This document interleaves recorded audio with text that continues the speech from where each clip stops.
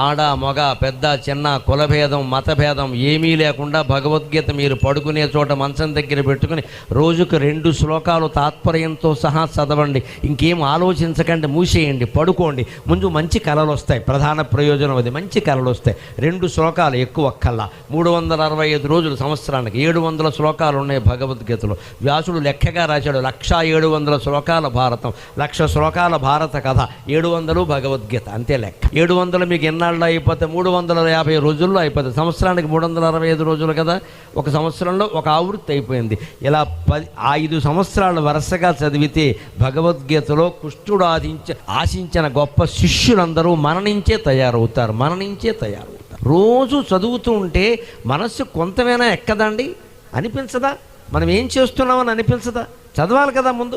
ఆధ్యాత్మిక విద్య నేర్చుకునే విషయంలో అప్రమత్తంగా ఉండు, అజాగ్రత్త వద్దు.